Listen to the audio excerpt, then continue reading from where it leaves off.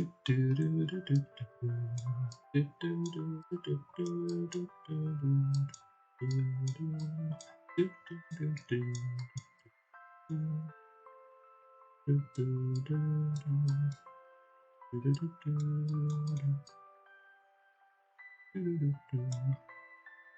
hello there. Welcome to my WPF, or the World Pokémon Federation, draft analysis / drawing demonstration. This is the Season 14 Psycho Boost division. And I'm first-time coach in the WPF. Should be a good time. But instead of boring you with, the traditional draft analysis kind of videos, where I just kind of put all the mons on Showdown and I kind of go through the move pools, their stats, kind of all the competitive jargon. Instead of showing you that, you can listen to me talk about that, plus amongst other things, while I attempt to draw 4 images of the mons themselves using MS Paint. Hopefully you find that a little bit more engaging as I go through the 10 Pokemon that I ended up drafting to my roster this season. So why don't we just hop right into the first mon that I drafted.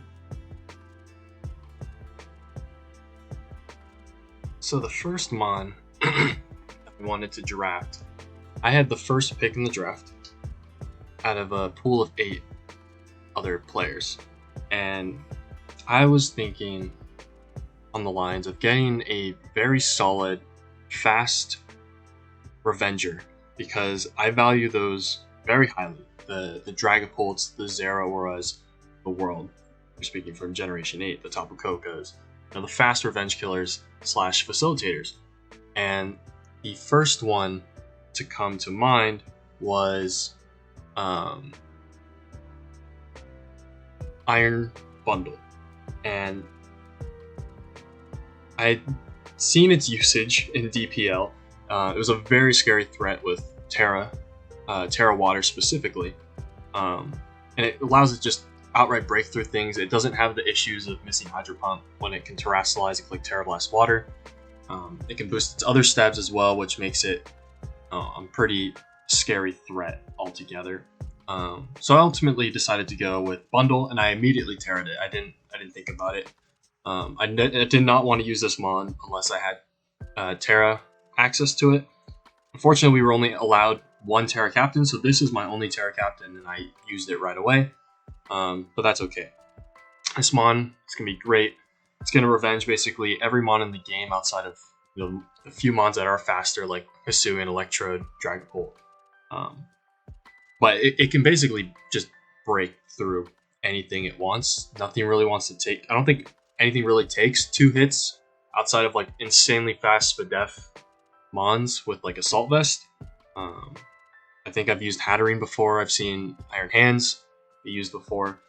This thing has like a raw natural physical defense, so in a physical meta it's pretty tough to even revenge it at times. If you do happen to live a hit, you're going to have to hit it from the special side, and I do hope I can capitalize on its strengths that way. But yeah, mainly fast Facilitator, fast Revenger,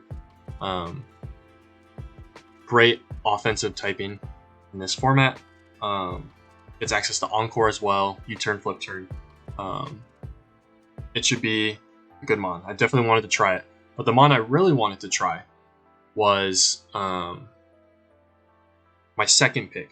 So I had to wait 14 picks before it came back to my wheel, and I got 2 picks. But this is the mon that I really wanted to use off rip. The mon I've wanted to draft since the inception of Generation 9, but never got the chance to be able to do so. WPF is going to give me that chance, and it's none other than Meowscarada. This is my favorite starter from the generation, so I kind of had to pick it out of obligation to myself. But I also think it's an incredible Pokemon. I thought it might not be able to hold up to Terra Skeledurge or even Quaquaval, but they're all great in their own regard. But I still like Meowscarada the most. It's a very fast mon, base 123 speed, bundles 136. So I have two very fast mons right away, and I really like that because I think trying to find speed later on is gonna be very tough. You're gonna be left with basically nothing, and you're gonna have to rely on more of a check base rather than being able to revenge something. So I have two really fast revengers. I would say Meowscarada is somewhat similar to Bundle in a way that it can break just as easily with Banded Knockoff, Banded Flower Trick, being able to crit through a very bulk up physical dominant meta. So having access to a move that just always crits is always valuable. I think it gets play rough as well for coverage. I know for other pesky like dark types, fighting types, and the likes, because I know a lot of the fighting types are very physically defensive and can pivot into this mon. But yeah, gets access to spikes, gets access to T-spikes. It has great special coverage and power gem. You can run Leaf Storm with the eject pack. Has a lot of great versatile uses while being incredibly fast. Faster than Torn, which is important. Faster than Greninja, which is also important. Yeah, I really wanted to use this mon. Not only is it good at what it does, it's one of probably my top 3 favorite mons in this generation, outside of maybe Slitherwing and Annihilate. So definitely wanted to get my hands on this mon. Excited to use it. But now that I've gotten 2 very fast Pokemon to start off my draft, I wanted to dive into more of, not necessarily slower, but mons that were very powerful and very strong, but had very good natural bulk. And at this point, before it got to the wheel, I really wanted to get Meowscarada and Iron Treads. But Iron Treads got taken a few picks before me, and so I was left with, well, do I prioritize getting my ground type soon or get a rocker? I mean, I had the ability to get Tinglu as well, but I didn't really want to use Tinglu. I thought it was a bit of a momentum sap with the 2 mons that I really wanted to use, which were Bundle and Meowscarada. Both kind of rely on good offensive momentum seekers, or they facilitate other mons. So I ended up going with Iron Hands. It's another mon I really wanted to try out. It's a very high HP stat, very high attack and defense, middling other stats. But in the same regard as Melmetal, I think Iron Hands is very similar. It's a mon that it's really tough to kill. With how you can EV it, you can EV it pretty efficiently by giving it like an Assault Vest, which is max Spadef, and then like the rest of the EVs efficiently placed into attack, HP, defense, speed. It's a very, I wouldn't really say special attack, but it's a pretty versatile, physically defensive, mixed defensive mon that's really strong. It doesn't require any like offensive investment. Gets access to bulk up, gets access to Swords Dance, fake out priority. It's just a solid all-around mon with a ton of tools in its offensive arsenal. But the main reason I wanted to get it was, again, just new toy syndrome. I hadn't used this mon before. I've only mainly used it in mocks for DPL, and I've lost to it a lot. And so I definitely don't want to be on the side of losing anymore. I want to make other people lose to this mon. And I think with how creative I get with how efficient I am with my EV spreads, I think I would be able to utilize this mon very well and do some good numbers in this season. It also gets access to Volt Switch, another, if I were like an Assault Vest set, I could run Volt Switch, regain momentum, get in Bundle, get a Meowscarada. So it's going to be very tough for any particular player to work around this kind of initial core that I got off the second wheel. And that kind of led me into my deciding what I wanted to do for my next picks. I really had no idea Again, 14 picks are going to go by. I kind of have to see what would make it back to me. And by the time I think the third round finished, and then the fourth round was starting to come by, I started looking into potential mons I could add. And I was mainly trying to find mons that are of good value, because Bundle was 19, Meowscarada was 16, and Hands was 13. I thought Hands was fairly good for that price. I thought it could potentially be higher than 13, so I definitely wanted to scoop it up for that reason as well. There was another mon in 13 that I really wanted to get. After talking a little bit with my friend Haba, I ended up getting another similar mon to Hands in the regard of it's a very strong offensive Pokemon with great natural bulk and an amazing ability in multi-scale. So we ended up grabbing 13 points Dragonite. Obviously it can't terrestrialize, which was the reason why I got banned in the first place. It's just an incredibly broken mon. But even without Terra, it still has that defensive niche because of its ability in multi-scale. Not many Pokemon Pokemon don't really want to run into Dragonite, because the biggest point in this meta is finding ways to facilitate your offense and then try to sweep your opponent. Dragonite's multi-scale is basically going to neuter that all the time, and I can even run resist berries on it to effectively kind of just check any particular mon I want. I can run Bandit, Extreme Speed, still gets Dragon Dance, gets access to Fire Spin and Whirlpool, I believe. Definitely Fire Spin, I think, is still around. And I know I love my trapping moves as well, so can make good uses of that. But mainly, same thing as Hands, just without the pivoting. It's just a strong breaker Revenger again. But I'm mainly probably going to be using this as a breaker. Back in Generation 8, I really enjoyed using Life Orb, 3 attacks Roost Dragonite. I think it can work well here. I think finally getting another set of priorities is pretty good. I had Fake Out in Hands, Sucker Punch Meowscarada, something a little bit stronger outside of Meowscarada, so I think it's going to be pretty valuable. It's a great defensive mon as well. If I don't want to use it offensively, I can use it as a pivot to basically any mon I want. You can run like Rocky Helmet with Roost sets. I think it gets Iron Defense as well. So I can basically use it any way I want. Really, it's a very versatile mon, which is why I really wanted to grab it. And I think it pairs well with what Meowscarada and Bundle want to facilitate for this team.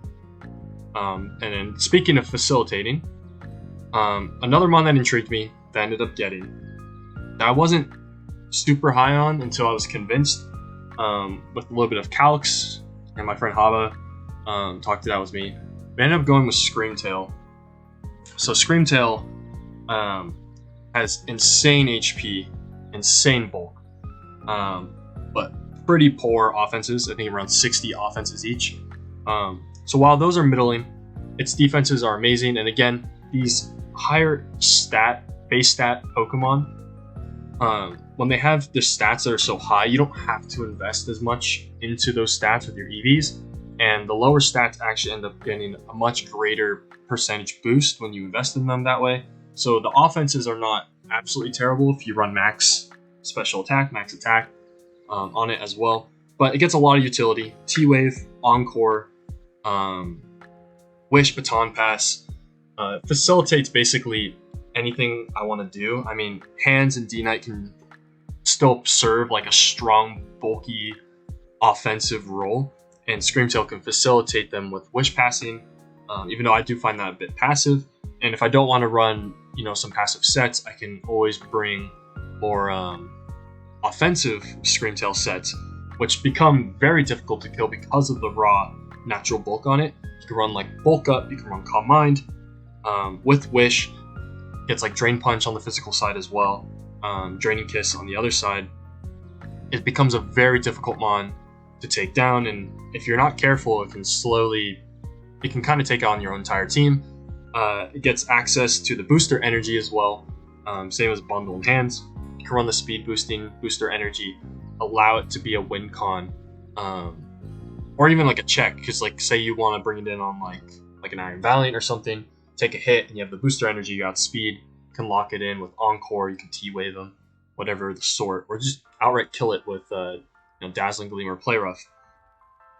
But yeah, Screamtail here, it's my first rocker as well. That was another big thing, because I didn't end up getting treads, so I wanted to get a rocker, and kind of just an overall mon that can switch into everything and facilitate. I don't necessarily have to have dedicated walls for everything in the format, because you're never going to be able to do that. So I might as well just have a more offensive team with natural bulk, and I think Screamtail fits the bill with that as well. But yeah, after that, I realized I didn't have any removal. So my next 2 picks from the next wheel, I prioritized complete removal, Rapid Spin and Defog. So the first of that was I wanted Rapid Spin. There weren't many good spinners left, but except for one that had my eye on ever since Treads was sniped or taken. I ended up going with Donphan. Just a reliable spinner, sturdy mon. You can get up rocks, Ice Shard priority for pesky ground types, which could be an issue in this format. Overall, just a solid Pokemon. Screamtail facilitation into it is going to be great as well. Gets access to knockoff in tandem with Meowscarada. Being able to remove items is going to be playing a big part as well. But yeah, Donphan, not much more to say. It's pretty self-explanatory why I got him. Ground type, very necessary. Spinner, very necessary in my opinion, and especially a way for the spinner to hit ghost types with knockoff, even with the natural raw EQ base power, and it can be pretty offensive as well. I don't remember if it has access to rock polish, but if it does, you can technically use that as well. After this, I end up going for my Defogger, and again, right on theme with getting a mon with natural bulk, but is pretty strong offensively. So I ended up going with my second flying type, and I also got a normal type out of it as well. But I got Braviary, and Braviary actually has quite decent abilities here. On the more offensive side, I can utilize Sheer Force with Life Orb. You got access to Body Slam this generation, so now you can run an actual normal type move that gets boosted by Sheer Force. Still run Brave Bird is really strong. Roost, and then like agility sets. Still access to Defog, which is good because not many flying types this generation maintain Defog. It was one of the few that did, and I think it and Mandibuzz were the Gen 5 mons that had it naturally learnable in their level up moveset. So that's probably why I retained it in this generation as well. But I won't probably ever be using it for Defog, but it's definitely there. It has a high HP stat with decent defenses that you can invest again with EVs, and it's going to be pretty fat for the most part if you desire it to be so. You can run more Fizz-Def sets on it, or like Spadef with Bulk Up. Gets access to Tailwind as well. I think overall it's just a really solid mon. I've seen people use it in other leagues, DPL as well. It was just really reliable. Gets access to Defiant as well. I don't really have a whole lot of hazard pressure outside of, I have 2 rockers in Screamtail and Donphan, and then Meowscarada can set up spikes or T-spikes. But people don't want to be able to, they can't really afford to spin. They can just Defog, and Braviary can try and take advantage of that as well. But yeah, that was Braviary. Those are the main roles, just removal, another rocker, and then just maintaining the offensive pressure. I don't want to draft any like super passive mons that can't do any offensive output. But yeah, my next mon, probably the most important mon on this team in terms of like how it brings together defensively what the team can do between Hands, D-Knight, Screamtail, Donphan, all the likes. And one of my favorite underrated mons to use in Sableye. Sableye, over the generations, got more access to things. Got Prankster, which allows it to be a nuisance with all its utility against opposing setup threats and the likes. But its main uses are Encore, allowing it to stop most setup threats. They try to set up versus this Mon, I can just send it in raw, Encore them in, and they're basically stuck. They're forced to run, like a mental herb, or they have to switch, or they just have to raw attack and just not allow Sableye to come in like that. And again, a pretty fighting dominant meta so far as well. Having a ghost type is going to be very important. And it's not like a ghost type that's weak to dark and ghost either, which is pretty nice to have, personally. It's another dark type as well with Meowscarada, but they do very kind of different things. Another knocker, gets access to taunt as well. You can taunt, you can encore, you can will-o-wisp. A lot of these physical setup threats that try to like SD or bulk up. But I think the most important change that it got was screens. It got Reflect and Light Screen. But I would say Reflect is probably the more important one. Now you don't have to rely on missing Wisp. With all the Terra threats going along, they could easily be Dark to stop the Prankster Will-O-Wisp. They can be Fire type, they can stop the Will-O-Wisp that way as well. So having a way to be able to reduce the offensive, like the physically offensive power going into my team, Reflect is going to help not just Sableye being able to 1v1 things, but the rest of the team being able to take hits from these type of threats moving forward. Definitely one of my favorite Mons to use this generation so far. And it's one of the best Annihilate checks, but I don't think anyone drafted Annihilate in any of the pools. But yeah, just quickly moving on to the other pick I ended up getting with this this wheel was 2-point Swalot. So this is my grounded poison. I originally wanted Muck. It got taken, I think, in the same round Sableye did. After I picked, it got picked in the same round Sableye did. So I ended up getting Sableye and Swalot because of they took it before. Muck obviously I think is better offensively. Gets access to Curse, Sneak, Drain Punch. You can heal using that. Much better Spadef overall. But outside of that, that's kind of it. Gets access to Poison Touch, which is decent, and Sticky Hold, but Swallow also gets Sticky Hold and Liquid Ooze, which is some niche way to kind of work around, again, the fighting types that want to click Drain Punch, things that want to click Giga Drain, whatever. But yeah, Swallow obviously is roughly around the same HP as Muck. Its defenses are pretty similar outside of Spadef, which is a bit worse. Its offenses are definitely subpar, but it gets a bunch of different tools that Muck doesn't get access to. It gets access to the Acid Armor Body Press sets. It does get Body Press. It gets Encore. So it's not as passive as Muck could be, even though Muck's a little bit more offensive. This thing can definitely shut down a lot of threats that think that this is just setup fodder. You can just Encore them, lock them in, and they really can't do much to it. Again, another Mon that could technically take on Annihilate or any other physical threats. You can run like Eject Button with Sticky Hold. You can run Rocky Helmet, the likes. So, pretty useful Mon. Just a 2-pointer. Gets Toxic Spikes as well. But outside of that, that's mainly why it's here. I don't know how often it'll come, but it'll be present in the builder.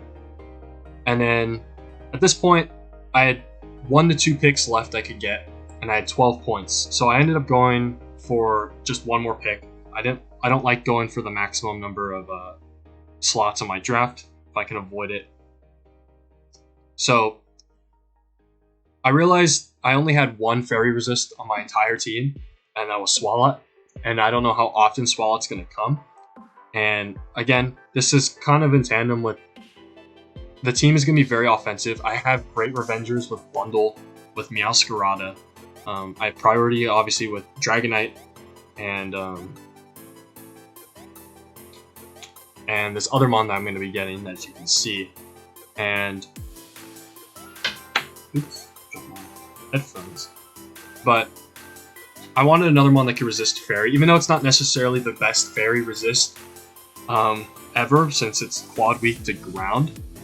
It has a lot of defensive niches and is amazing offensive Pokemon. And I realized I didn't really have a mon that was in the speed tier between Dragonite and, well, I guess Meowscarada, really. That's Screamtail, I guess. So I wanted another mon there that could actually be a better Scarfer than Braviary, because Braviary was my really only good Scarfer that I had. Dragonite's not going to Scarf, or I'd be forced to use Bundle and Meowscarada more. And I didn't know if I wanted to do that. So we ended up getting Hisuian Arcanine. And Arcanine is... This mon is amazing. It's one of my favorite Pokemon to use. I used it in DPL as well. Go figure. This mon was really fun to use. It has access to the Reckless ability with Head Smash and Flare Blitz. Just a combo that's really hard to switch into. Only like the likes of a Garchomp really can take on both stabs. And it still gets access to Play Rough. And most importantly, it still retains Will-O-Wisp for an Arcanine form, which is really important to me. I think Will-O-Wisp is very valuable and allows you to kind of neutralize a lot of the physical threats in this metagame. It gets Intimidate, obviously a great ability to have, just gotta watch out for all the Defiant users, even though, again, Nihilape has not been drafted. And it also gets Flash Fire, which could come in clutch against some Chi-Yu matchups, kind of forces it into clicking Dark-type moves, which is a lot easier to pivot around, I feel, than the stronger Fire Stabs. Also gets access to Extreme Speed, which is pretty important. And yeah, overall, I think the team's really offensive. It has abilities, it has ways to be bulky and switch into things, but it doesn't necessarily have to switch into everything. It just facilitates the rest of the team. Break it down, attack, break, Bundle, and Meowscarada will revenge and pick off things at the end of the game. As long as I can neutralize things from setting up against me, I should be fine. I mean, I have Screamtail with Encore, Swallow has Encore, Sableye is a great deterrent to set up. Dragonite even gets Encore. I think I should be fine. But overall, I really like my draft. I'm excited to see how the offense functions. I'm excited to get into building and my week 1 matchup. But yeah, I hope you guys enjoyed all of the images that I was drawing. Sped up a little bit. But yeah, and I'll see you guys for week 1. Peace.